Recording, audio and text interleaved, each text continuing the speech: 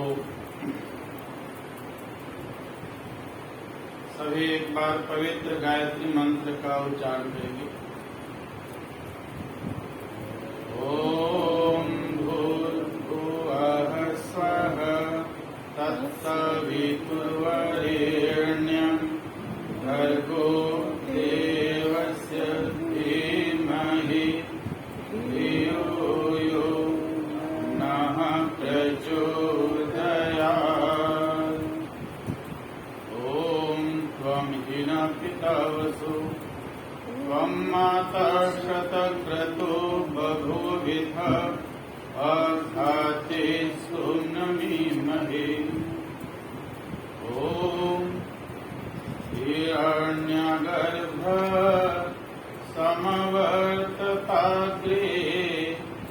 भूतस्य जातः पतिरेक आसीत् स दाधार पृथ्वीं द्यामुद्दिमां कस्मै देवाय हविषा विधेम कस्मै देवाय हविषा विधेम। ॐ यज्ञस्य चक्षुः प्रभृतं मुखं च वाचा श्रुतेन मनसा जुहोमि। इमं यज्ञं विततं विश्वकर्मणा देवयन्तु सुमनस्य मानः देवयन्तु सुमनस्य मानः। ॐ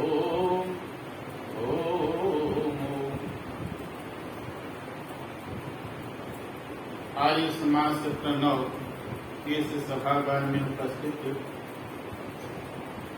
समाज के प्रतिष्ठित प्रधान आदरणीय श्री धर्मवीर बत्रा साहब, मंच संचालिका मान्य बहन श्रीमती कमला भाटीवाल जी, इस यज्ञ में यज्ञीय कार्यक्रम की सभा में उपस्थित आदरणीय डॉक्टर रमेश बाबा जी, वंदनीय मातृशक्ति, सभी धर्म प्रेमी सज्जनों, प्यारे बच्चों, आज इस सत्संग में मैं अपने जिस विषय को लेकर के उपस्थित हो रहा हूं वह यज्ञ भाव को उभारना है। अपने जीवन को किस प्रकार से हम यज्ञशील बना सकें और जीवन को बहुत सुंदर बनाते हुए लौकिक और पारलौकिक उन्नति को पूर्ण करने में अपने जीवन को सफल कर सके। और ये मौसम के ख्याल से श्रावण मास में प्रारंभ हो चुका है। आगे का चातुर्मास इस कालखंड में हम सभी आर्यों का यह परम धर्म बनता है। वैदिक परंपरा में अपने जीवन को जीते हुए अधिक से अधिक वेदांत शास्त्रों का स्वाध्याय करके जीवन को यज्ञशील बनाते हुए अपने आप को, परिवार को, समाज, राष्ट्र, संसार का भला कर सके।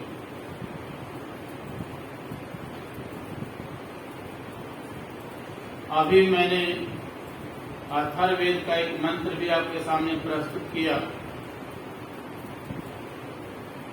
और इस मंत्र के माध्यम से यह हमें संदेश दिया जा रहा है कि हम अपने आप को यज्ञ में बनाते हुए हर प्रकार से जीवन को उत्तम से उत्तम बनाएं। तो मंत्र बहुत ही प्यारा, यज्ञ से चक्षु प्रभृतम मुखम च वाचा श्रुतेन मनसा जुहोमि इमं यज्ञं वित्तं विश्वकर्मणा देवयन्तु सुमनस्य मानः। पहले इस मंत्र के भावार्थ को आप ध्यान से सुनेंगे। यज्ञस्य चक्षु, मानव रूपी यज्ञ का चक्षु,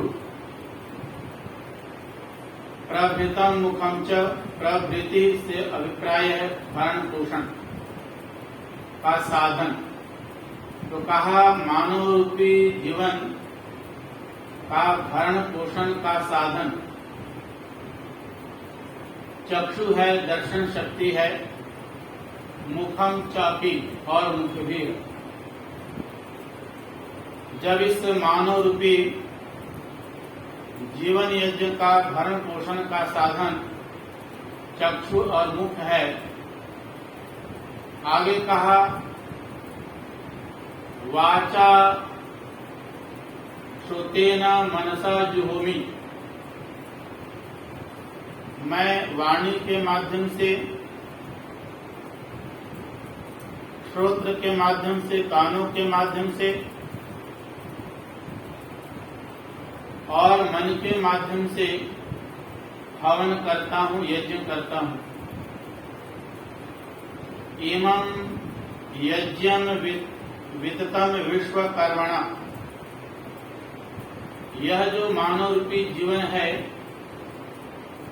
यज्ञ में जो जीवन है, इस यज्ञ को विश्वकर्मा कर्मणा परमपिता परमात्मा स्वयं ने इसको विस्तृत किया है, फैलाया है।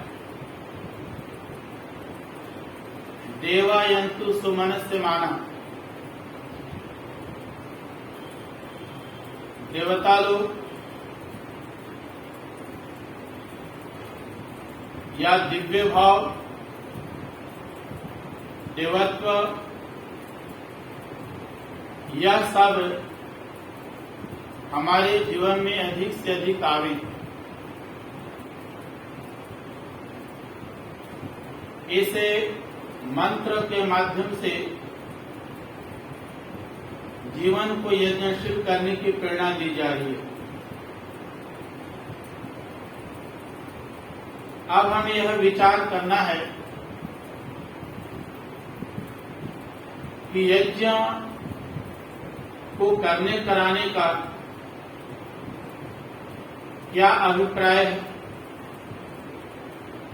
किस प्रकार से हम अपने जीवन को यापन करेंगे जो संपूर्ण जीवन हमारे यज्ञशील कहलाएगा। और यज्ञशील जब बनेगा तो स्वमेव जीवन श्रेष्ठ बनेगा। जब हम यज्ञ के संदर्भ में विचार करते हैं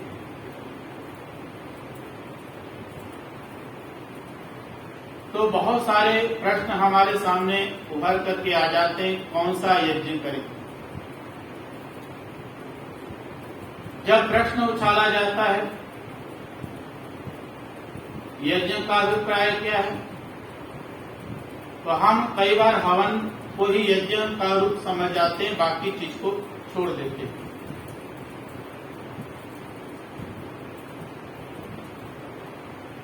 आर्य समाज के प्रवर्तक महर्षि देव दयानंद ने सत्यार्थ प्रकाश के तृतीय समलास में यज्ञ के संदर्भ में कहते हैं, अग्निहोत्र से लेकर के अश्वमेध पर्यंत यज्ञ। अब विचारणीय विषय है, तो फिर ये जो यज्ञ हम कहते हैं, यज्ञ केवल मात्र हवन कुंड के अंदर संध्या सामग्री घी आदि से आहुति प्रदान कर देना ही यज्ञ है, या इसके अलग भी यज्ञ है? और महर्षि मनु ने यज्ञ को 5 रूप में बांटा है। ऋषि यज्ञम, देव यज्ञम, भूत यज्ञम च सर्वदा, नृ यज्ञम, पितृ यज्ञम यथाशक्ति न हापय। अगर इस यज्ञ की हम बात करते हैं तो महर्षि दयानंद कहते हैं ये जो 5 यज्ञ हैं यह तो नित्य कर्म के यज्ञ हैं जो प्रतिदिन किए जाने चाहिए। तो इसके अलावे भी यज्ञ हैं। कहा यज्ञ तो बहुत प्रकार के हैं।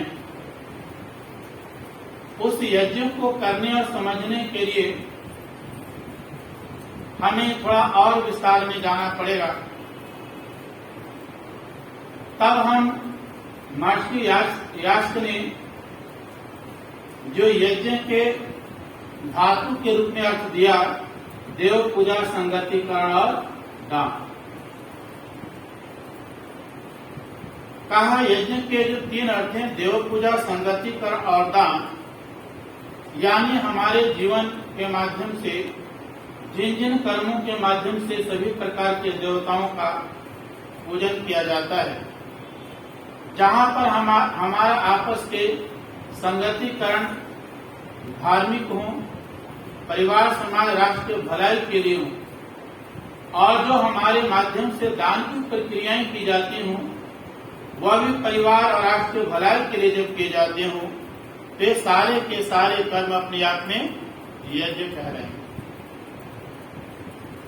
और थोड़ा सा विस्तार से हम समझते हैं इस यज्ञ भाव को।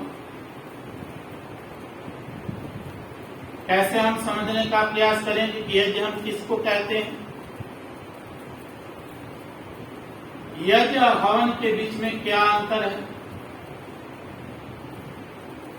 तो कहा यज्ञ और हवन के बीच में अगर अंतर को जानना चाहते हैं तो कहा जैसे विज्ञान और भौतिक विज्ञान में अंतर है। जैसे हम खेल शब्द का प्रयोग करें और एक क्रिकेट या फुटबॉल का प्रयोग करें, जैसे खेल और फुटबॉल में अंतर है। अगर यह प्रश्न किया जाए, कहा जाए कि जैसे विज्ञान और भौतिक विज्ञान में जितना अंतर है उतना ही यज्ञ और हवन में अंतर है, तो यहाँ आकर के प्रश्न आकर खड़ा हो जाता है। जो तो विज्ञान को ठीक तरीके से समझते हैं, विज्ञान के समस्त तत्वों को समझते हैं, उनके लिए तो आसान हो जाएगा भौतिक विज्ञान को समझना। परंतु जो भौतिक विज्ञान के रहस्य को नहीं समझ पाते हैं, विज्ञान के रहस्य को नहीं समझ पाते हैं और जो भौतिक विज्ञान कह दिया जाएगा तो उनके सामने प्रश्न आकर खड़ा हो जाएगा कि भौतिक विज्ञान है क्या। खेल मात्र कह देने से केवल क्रिकेट का बोध नहीं होता है, परंतु क्रिकेट कह देने से एक खेल का बोध होता है। वैसे जब यज्ञ करते हैं तो यज्ञ के अंदर नाना प्रकार के जो कर्म सुंदर से सुंदर किए जा सकते हैं और जिस कर्म के माध्यम से सबका भला हो सकता है और जिस कर्म के माध्यम से अलौकिक और पारलौकिक उन्नति को हम कर सकते हैं, वो सारे के सारे कर्म जो है वो यज्ञ कर्म के अंतर्गत आ जाता है। केवल मात्र अग्निहोत्र को कहना ही यज्ञ नहीं। अब कहा जाता है कि शास्त्रों में जो है 4 प्रकार के कर्म है, नित्य, नैमित्तिक, काम और ईश्वर कर्म। जहां तक पंच यज्ञों की बात है, जिसे महर्षि दयानंद ने पंच कर्म विधि के अंदर लिखा है, ब्रह्म यज्ञ, देव यज्ञ, पितृयज्ञ, अतिथि यज्ञ, बलिवर्ष यज्ञ, यह तो नित्य कर्म के अंतर्गत है जो प्रतिदिन सबको करने चाहिए। और इसके अलावे कौन कौन से कर्म नैमित्तिक होंगे, कौन कौन से कर्म काम्य होंगे, कौन कौन से निषिद्ध कर्म होंगे, जब इन सबके ऊपर विचार हम करेंगे तो सब प्रकार के यज्ञ भाव हमारे अंदर आते चले जाएंगे। तो इस मंत्र के माध्यम से जो कहा जा रहा है, केवल अग्निहोत्र की बात नहीं कही जा रही है, बल्कि यज्ञ भाव को कहा जा रहा है। और कहा जा रहा है परम पिता परमात्मा वह भी जो है यज्ञ रूप है। और उसी परम पिता परमात्मा ने इस संसार को बनाया है। इस संसार को जो है यज्ञ रूप बनाया और कहा है मनुष्य तुम अब संसार के अंदर जीवन को व्यतीत करना चाहते हो तो अपने आप को यज्ञमय बना करके संसार में जीने का प्रयास करोगे, जीवन तुम्हारा बहुत अच्छा बन जाएगा। अब आकर के प्रश्न खड़ा होता है कि जब यज्ञ करते हैं और यज्ञ के 3 अर्थ हैं, जैसा मैंने पहले कहा, देव पूजा, संगतिकरण और दान। अब देव पूजा से अभिप्राय क्या है?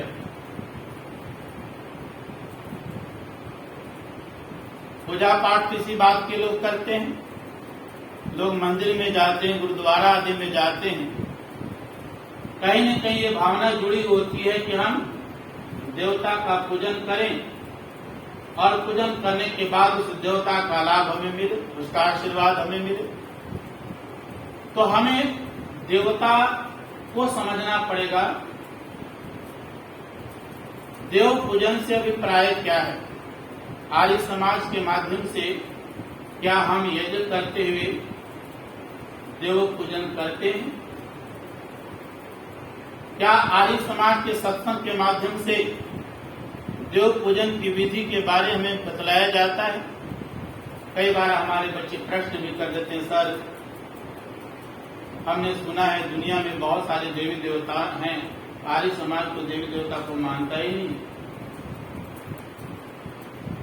तो आप आर्य समाज के सत्संग के माध्यम से, यज्ञादि के माध्यम से देवी देवताओं को कैसे आह्वान करते हैं?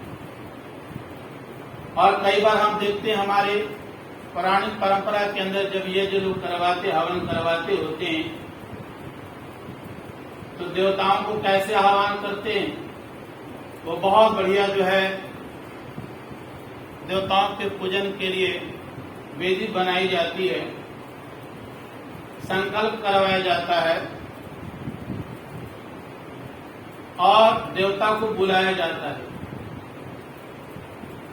यानी यहाँ पर देवता नहीं कि और देवता है, ईश्वर को बुलाया जाता है, उसका आह्वान किया जाता है, आइए यहाँ पर ठहरिए, और सब बुला करके सारा मेवा मिष्ठान सब चढ़ा दिया जाता है, फिर उनको वापस भी कर दिया जाता है। ये कितनी विडंबना है। हमें समझना पड़ेगा कि यज्ञ के अंदर जो देव पूजा अर्थ दिया गया वो किस संदर्भ में क्या बात कही गई।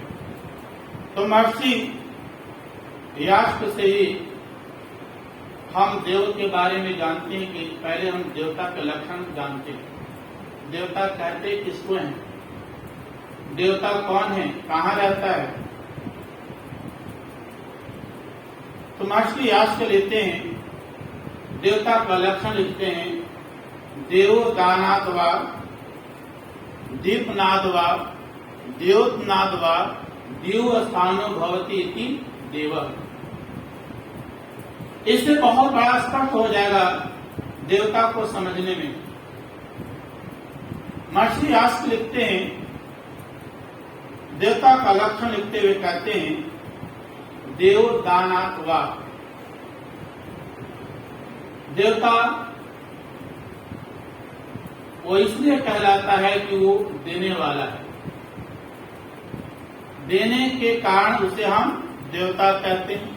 ये उसका लक्षण दिया गया। फिर आगे कहा दीपनाथ वा, उसका क्या कर्म उस देवता का? क्या प्रकाश, वो प्रकाश करने वाला है। वो प्रकाश करने के कारण उसे देवता कहा जाता है। फिर का उसकी विशेषता और क्या है? क्या उसके कर्म? का देवनाद वा, द्योतनाद वा, द्योत का मतलब यहाँ पर है सत्य उपदेश करने वाला है। वह सत्य उपदेश करने वाला है, सत्य का ज्ञान देने वाला है, इसलिए भी उसको देवता कहते हैं। फिर आगे कहा वह देवता रहता कहाँ है, किस जगह पर रहता है। का द्यू स्थानो भवती तीवा। द्यू, द्यू का मतलब द्यूलोक भी मान, वह ऊंचाइयों पर रहता, ऊपर रहता है। यहां से कहीं न कहीं हम भ्रमित हुए हैं, और भ्रमित हुए हैं कि फिर उस देवता को समझ न पाए। तो महर्षि दयानंद इस बात को स्पष्ट करते हुए कहते हैं कि यहाँ पर ऊपर से अभिप्राय यह है, समझाते हैं कि जैसे ऊंचाई की दृष्टिकोण से ऊपर होना, ऊंचाई के दृष्टिकोण से ऊपर होना, जैसे सूर्य, सूर्य कितनी ऊंचाइयों पर है और प्रकाश देता है, वह वो, इसलिए उसको देवता कहा गया। और इसी प्रकार से फिर कहा कि अगर हम समाज के अंदर ब्रह्मांड में ऊंचाई की दृष्टिकोण से सूर्य को लेते हैं, वैसे ही समाज के अंदर ऊंचाई की दृष्टिकोण से अगर हम देखेंगे, समाज में ऊंचे स्थान किसका है, तो विद्वानों का है। विद्वानों के माध्यम से सत्य उपदेश आदि का श्रवण करते हैं, उनसे हम कुछ लेते हैं, विद्या आदि वो दान हमें करते हैं, इसलिए वो देवता कहलाते हैं। का इसी प्रकार से राष्ट्र के अंदर ऊंचे स्थान पर कौन है, तो राष्ट्र के अंदर जो ऊंचे स्थान पर यदि हम देवता का नाम कहेंगे तो राजा लोग, राष्ट्र का जो चलाने वाले नायक, राष्ट्रपति, प्रधानमंत्री, वो भी राष्ट्र का भला कर रहे हैं, वो भी हम देवता कह रहे हैं। तो इस प्रकार से द्यू स्थानों का मतलब हुआ कि ऊंचे स्थान, स्थिति के हिसाब से। अब यहाँ पर देवता का लक्षण ये देते हैं महर्षि व्यास के कि इस तरह के जिसके अंदर ये विद्यमान हो, सारे के सारे देवता कहलाएंगे।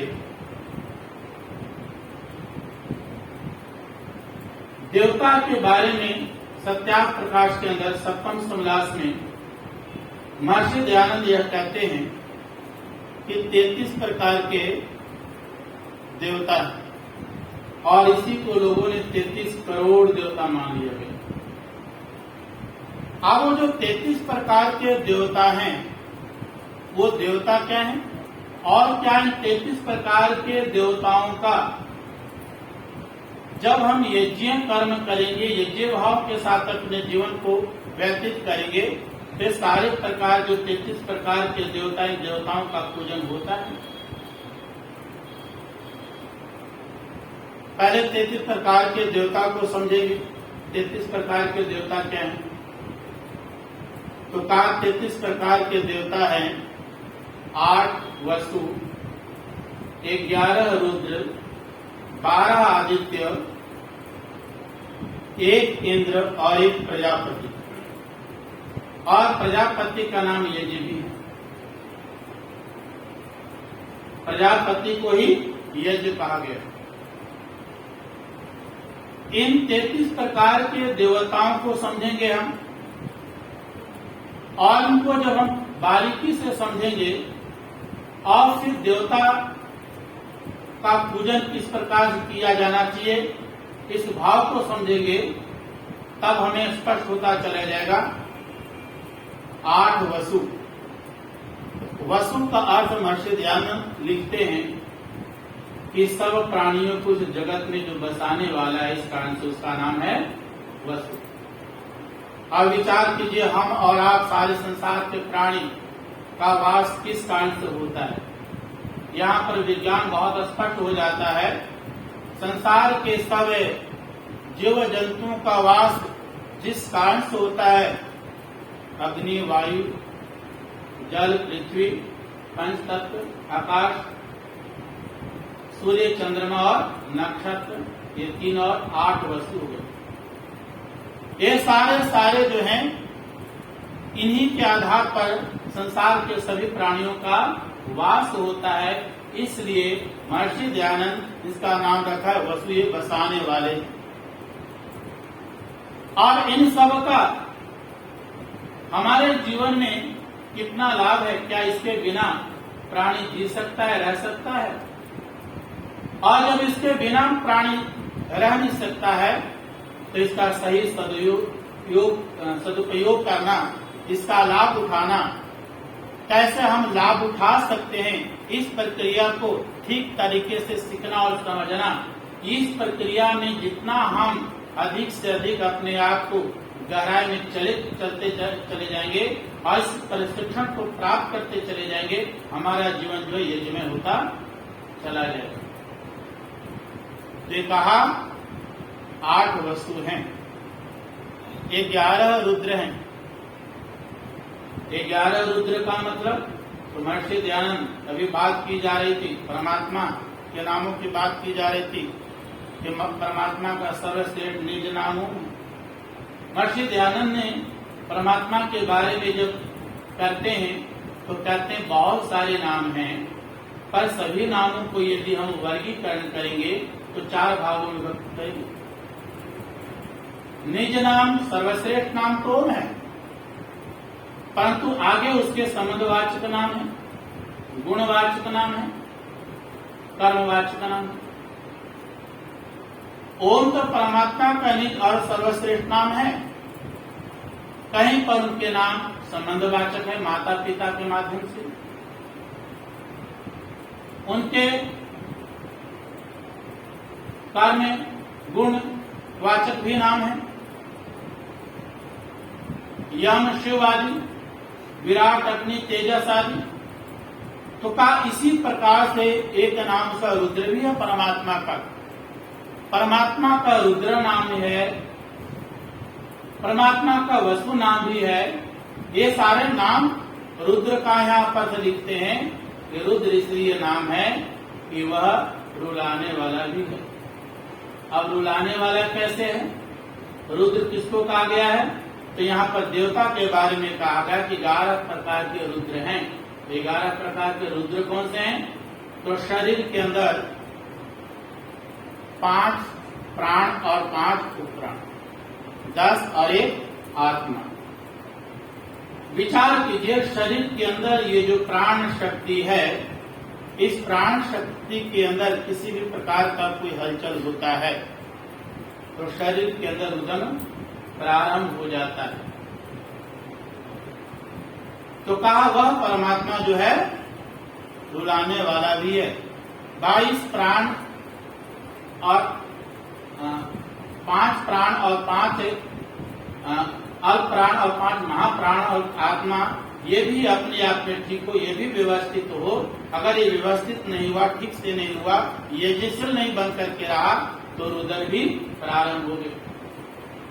और फिर स्थिति क्या बनेगी? रुदन जैसा व्यक्ति जो जैसा कर्म करेगा, अच्छा कर्म करेगा तो अच्छा फल मिलेगा, बुरा करेगा तो बुरा फल मिलेगा। महर्षि की बात यहाँ पर स्पष्ट करते हैं और यह कहते हैं कि देखो इस भाव को समझो। यदि परमात्मा का नाम शिव है तो परमात्मा का नाम यम भी है। कल्याण करने वाला भी परमात्मा है और दूसरी तरफ यह भी है कि जैसा हम कर्म करेंगे वैसा फल भी देने वाला भी परमात्मा है। यहाँ पर एक यजुर्वेद ब्राह्मण के वचन के माध्यम से बड़ा स्पष्ट हो जाएगा। यन मनसा ध्यायते तद वाचा वदति, यद वाचा वदति तद कर्मणा करोति, यद कर्मणा करोति तद भी संपद्यते। यहाँ पर बड़ा स्पष्ट किया जा रहा है कि मनुष्य अपने जीवन के अंदर यन मनसा, जो उसके मन के अंदर विचार आता है ना, वो वाणी के माध्यम से प्रकट करता है। और जो वाणी के माध्यम से प्रकट करता है वो कहीं न कहीं कर्म के माध्यम से, शरीर के अंगों के माध्यम से कर देता है। और फिर जो कर्म कर देता है वो अच्छा या बुरा, जैसा वो कर्म करता है वैसे उसको फल मिल जाता है। तो यदि वो बुरा कर्म कर देता है तभी उसको रोना पड़ता है, और इस प्राण शक्ति के अंदर कोई हलचल हुआ, इस कारण से भी इसको रोना पड़ता है। तो का परमात्मा का नाम रुद्र भी है और 11 प्रकार के रुद्र हैं। तो 8 वसु, 11 रुद्र और 12 आदित्य। ये 12 आदित्य क्या है?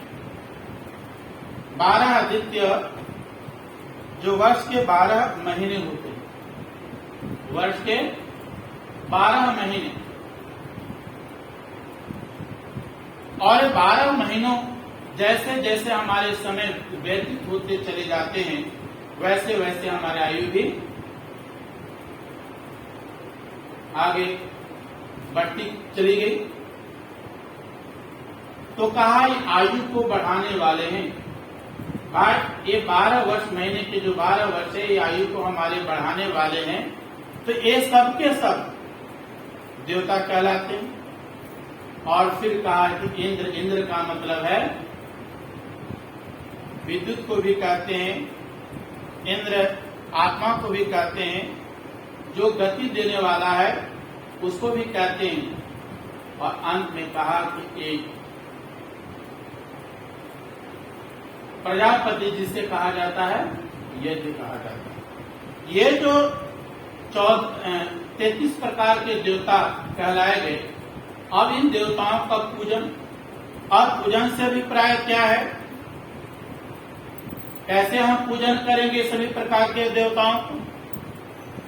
तो पूजन का अभिप्राय भी कहा गया, पूज्य सेवायाम, पूजानाम सत्कार और व्यवहार च। अगर हम देव पूजन की बात करते हैं कि यज्ञ के माध्यम से, यज्ञ का अर्थ है देव पूजा, तो कहा जहां जहां पर लोगों का सत्कार किया जा रहा हो, जहां जहां पर लोगों का सम्मान किया जा रहा हो, और जहां जहां पर व्यवहार की बात की जा रही हो, ये सब के सब पूजन के अंतर्गत आ जाते हैं। अब विचार करते हैं हम कि जहां पर ये बात कही गई थी कि जो 33 प्रकार के देवता हैं, ये सारे देवता को और कैसे हम समझेंगे, किस सिद्धांत से हम जान पाएंगे कि कौन से देवता हैं? इसमें से फिर कहा कि देवता जो है वो 2 प्रकार के होते हैं, एक जड़ और दूसरा चेतन। इन 33 प्रकार के देवताओं में एक ही देवता जो है वो चेतन है, बाकी सबके सब जड़। और इन 33 प्रकार के देवताओं में इनको समझेंगे तो कहा हमारा सिद्धांत, आर्य समाज का सिद्धांत, वैदिक सिद्धांत क्या है कि 3 अनादि सत्ता है, ईश्वर, जीव और प्रकृति। ये सभी प्रकार के देवता ये 3 ही सत्ताओं के अंदर विभक्त हैं, 3 ही सत्ताओं के अंदर विभक्त हैं। या तो ईश्वर, ईश्वरीय व्यवस्था के अंतर्गत आ जाएंगे, उसको ईश्वर कहेंगे, जीवात्मा के अंतर्गत आएगा, या प्रकृति के अंतर्गत आएगा। जब हमारे समाज के सिद्धांत को ठीक तरीके से जानने का प्रयास करेंगे तो हम सभी प्रकार के देवताओं को समझ करके इसका सही, जहां पर इसका जिस रूप में प्रयोग करना होगा वैसा हम प्रयोग करेंगे और अपने जीवन को संभालेंगे। और यदि हम इस सिद्धांत को नहीं समझ पाएंगे तो इस समाज के अंदर जो है हम देवी देवताओं के नाम से जो है भ्रमित होते चले जाएंगे। कहा इन सभी प्रकार के देवताओं को समझने के लिए ईश्वर, जीव और प्रकृति, इन तीनों में सभी देवताओं को विभक्त कर दिया। और इन सभी देवताओं का महादेव कौन है? वो परमात्मा है। तो आप विचार करते हैं कैसे हम इसको समझते हैं। जब यह कहा जाता है कि वह परमात्मा नस नाड़ियों से के बंधन में नहीं आता, न उसका जन्म होता है न उसकी मृत्यु होती है। सप्रेगा शुक्रम कायम वर्णम स्ना विदित विधम शुद्धम अपाप विधम। इस मंत्र का भाव के आधार पर जब हम परमात्मा की बात हम करेंगे तो किस परमात्मा का बोध होगा? इस देवता का बोध होगा जो परमात्मा है, जो कण कण में व्यापक है। और जब यह कहा जाता है, राम कृष्ण की बात की जाती है, राम कृष्ण की बात की जाती है, किसी महापुरुष के नाम दिए जाते हैं और कहते वो देवता हैं, अगर इनकी बात की जाती है तो विचार कीजिए ये ईश्वर वाचक होगा या जीव वाचक होगा? किस देवता के अंतर्गत हम इसको लेंगे? क्योंकि राम कृष्ण ये सब के सब जो है नस नाड़ियों में आने वाले, इनका जन्म भी हुआ है, उनकी मृत्यु भी हुई है, और जन्म और मृत्यु जिनकी हो पाई है होते हैं वो जीवात्मा है, वो जीवात्मा के अंतर्गत आ जाते हैं।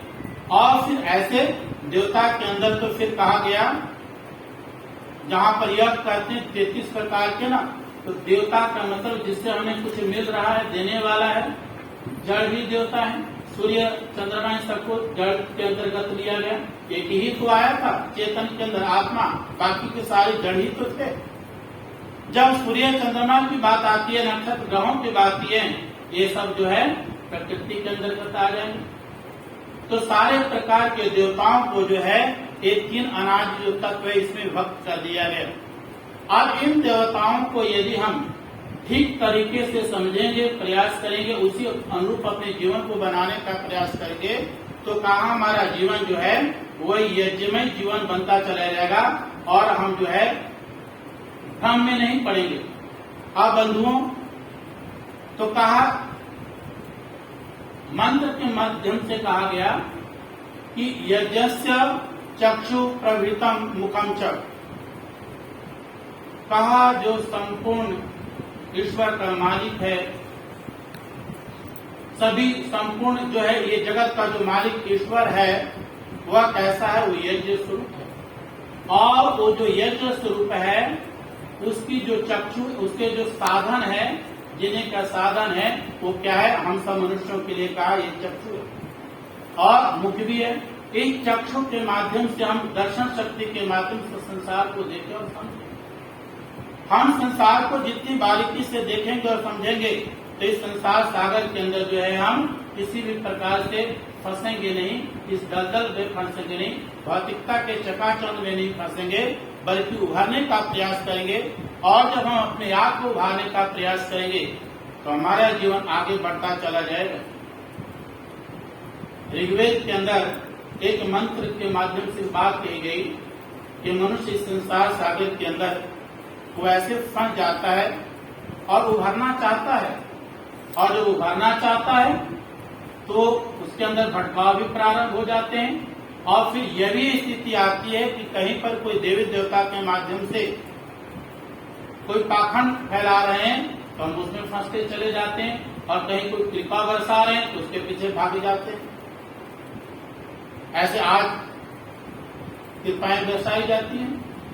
तो वेद के मंत्र के माध्यम से भी कहा गया कि मनुष्य, ऋग्वेद के मंत्र के माध्यम से समझाया गया, इसका भाव मैं बता रहा हूं कि मनुष्य के जीवन के अंदर स्वयं उसके जीवन में जो है अगर अपने आप को अगर आगे बढ़ाना चाहे या जिसे बनाना चाहे तो 3 प्रकार की कृपा तो उसके ऊपर स्वयं की बरसती होती है हर एक मनुष्य के अंदर। पहले प्रकार की कृपा का आत्मा की कृपा, दूसरी प्रकार की कृपा गुरु की कृपा, और तीसरी प्रकार की कृपा जो है वो ईश्वर की कृपा। हम इस संसार सागर से अपने आप को भव सागर से तैरना चाहते हैं, ठीक तरीके से जीवन को व्यतीत करना चाहते हैं, तो भटके नहीं बल्कि स्वयं जो इस संसार सागर में रहते हुए वेद आदि शास्त्रों के माध्यम से अपने ऊपर स्वयं कृपा करने का प्रयास करें। तो गीता में भी कहा ना कि व्यक्ति अपना उद्धार स्वयं करे, और जो स्वयं अपना उद्धार करता है वो अपनी आत्मा का मित्र बनता है, और स्वयं जो आत्मा का पतन करता है वही अपने आप को दुश्मन बनता है। तो अपने ऊपर स्वयं जो व्यक्ति कृपा करने का प्रयास करता है, एफर्ट्स करने का प्रयास करता है, और तब स्थिति बनती है मनुष्य के जीवन के अंदर आत्मा के ऊपर कृपा, कि जो व्यक्ति संसार के अंदर संसार चीज को दर्शन शक्ति कहा ना, यज्ञ से चक्षु प्रवृत्तम मुखम च, इस यज्ञ का, इस संसार रूपी जीने के अंदर जो साधन दिया गया वो दर्शन शक्ति का, वही चक्षु है का, इसका सही सदुपयोग करेगा तब आत्मा की कृपा बरसेगी। महर्षि दयानंद के अंदर और संसार के ऐसे महापुरुष हुए हैं जिसके अंदर स्वयं उनकी आत्मा की कृपा बरसती है, और कहता तब बरसती है जब कोई ऐसी विचित्र घटना को देख लेते हैं, या उसके ऊपर कृपा तब बरसती है जब वो सत्संग आदि में आते होते हैं और कुछ विचार ऐसे सुन जाते हैं जिन विचारों के माध्यम से उसकी आत्मा जो प्रेरित होती है कुछ करने के लिए, और वो घर के अंदर आलस्य प्रमाद में बैठे रहेंगे तो उसके अंदर आत्मा के ऊपर कृपा कभी नहीं बरसेगी, और जब आत्मा की कृपा नहीं बरसेगी तो गुरु की भी कृपा होने वाली नहीं। महर्षि दयानंद उस शिवरात्रि के दिन शिव मंदिर में न गए होते, अपने पिताजी के साथ न गए होते, वो प्रयास अगर न किए होते तो उनके ऊपर आत्मा की कृपा न बरसने वाली थी, वो घटना उनके आंखों के सामने न आती, और फिर गुरु की भी कृपा न हो पाती। तो का आत्मा की कृपा मनुष्य के ऊपर तब बरसती है जब वो संसार के अंदर कुछ विचित्र घटनाओं को देख लिया होता है, या कहीं सत्संग आदि में आकर के अच्छे विचारों को सुन लिया हुआ होता है। तो आत्मा इतनी अपने आप को उसको अंदर से कुछ करने के लिए, हम कई बार ऐसे डॉक्टरों का नाम सुनते हैं, तो सत्संग में जाकर के अपने जो जैसे मुगला डॉक्टर के नाम आते हैं, वो पंडित लेखराम के विचार को सुना था सत्संग में आकर के, एकदम आत्मा कहता नहीं, अब तक जो हमने कुछ किया ऐसा लगता है गलत किया, इसका सुधार करना चाहिए। अमलेमार डॉक्टर के जीवन में भी आता है, महर्षि दयानंद के जीवन के अंदर वो शिवरात्रि की घटना उनकी आत्मा को इतना प्रेरित किया, तो वेद मंत्र भी यहाँ पर संकेत कहता है वेद मंत्र के माध्यम से, कि जब आत्मा की कृपा बरसती है तब गुरु की कृपा एकदम आ जाती है, और जब गुरु की कृपा आती है तो उसके अंदर नाना प्रकार के कुछ बंधन पड़े हुए होते हैं, जिन बंधनों से इतना बंधा हुआ आता है, कहते गुरु जो उसके बंधनों को तोड़ देता है, खाली कर देता है, और जब गुरु से बंधन को तोड़ देता है, मतलब उसके अंदर जो भी किसी भी प्रकार का कोई शंका है बनी हुई है उसका वो समाधान कर देता है,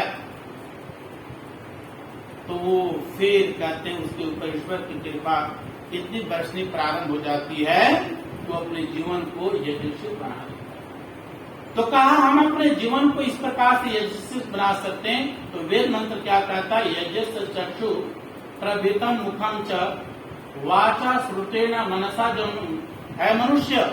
जब इस प्रकार से चिंतन धारा के माध्यम से अपने जीवन को चलाने का प्रयास करेंगे तो निश्चित रूप से हम इस वाणी के माध्यम से भी, कान के माध्यम से भी, मन के माध्यम से जो कुछ भी हमारे माध्यम से किया जाएगा वो सारे के सारे कर्म कौन से होंगे, यज्ञ कर्म। ये सारा क्या है, यज्ञ कर्म का मतलब यहाँ पर क्या है कि हमारी भावना कैसी होनी चाहिए, जिस भावना के माध्यम से अपना भी भला और जगत का भला। अगर इस प्रकार के कर्म किए जा रहे हैं ये जिससे है। एक यहाँ पर मैं उदाहरण देना चाहता हूँ, महाभारत से संबंधित, और आपने हमने सुना भी है, महाभारत के अंदर महाराज युधिष्ठिर जब वो यज्ञ करते हैं राजसूय, और उसके अंदर बहुत बड़े विद्वानों को बुलाया जाता है, और जो विद्वानों को बुलाया जाता है तो उस यज्ञ की इतनी बुरी बुरी प्रशंसा सब जगह की गई थी। और कहते हैं कई बार जब बड़े बड़े यज्ञ होते हैं तो करने वाले उसके मन में इस प्रकार की भी स्थिति आ सकती है कि वो अपने आप को बहुत बड़ा मानने लगता है। ये स्थिति भी ना आ जाए। यज्ञ करने का मतलब है आत्मा को संतुष्ट करना। लोग लालच की स्थिति उसके अंदर न आना, घमंड न आए, इस प्रकार के भाव नहीं आनी चाहिए। तो कहते हैं कि उस यज्ञ के अंदर एक नेवला आ जाता है, और नेवला की स्थिति क्या होती है? वो आधा जो है सोने का होता है और आधा उसका शरीर, आधा उसका शरीर जो सोने का है और आधा स्वाभाविक ऐसे ही। आज जब वो आ जाता है तो आ करके उससे युधिष्ठिर का यज्ञ की बुरी बुरी प्रशंसा की और देखा कि महाराज युधिष्ठिर जो है सबको सब कुछ दे रहे हैं, तो वहां पर वो एकदम कह देता है नेवला, हालांकि नेवला बोलता नहीं है, पर यहाँ पर एक आख्यान के माध्यम से समझाया जाता है। वह कहता है कि जो आपने इतना बड़ा यज्ञ किया है वह यज्ञ उसे कुरुक्षेत्र के मैदान में जो एक ब्राह्मण के माध्यम से किया गया था उसके हिसाब से यज्ञ कम है। तो क्या बात थी? तो कहते हैं कुरुक्षेत्र के अंदर जो है एक ऐसे व्यक्ति ब्राह्मण परिवार का, गरीब परिवार का था, और वो इतना गरीब था कि उसके पास से सुबह शाम के लिए मतलब अपने कार्य के माध्यम से अन्न आदि उपलब्ध नहीं हो पाता।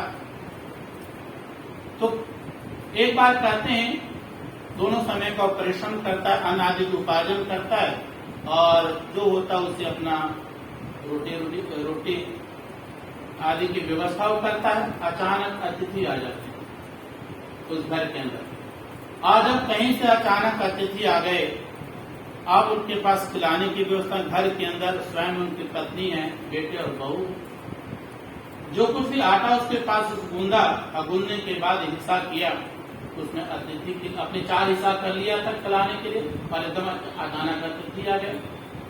तो कहा गया, शास्त्र में कहा गया अतिथि अतिथि देवो भव, अतिथि की सेवा करना यज्ञ है, विद्वानों की सेवा करना यज्ञ। महर्षि दयानंद भी यही कहते हैं यज्ञ के बारे में कि विद्वानों का सेवा सत्कार करना यज्ञ है। तो अतिथि की सेवा करें, कैसे करें? अब जो है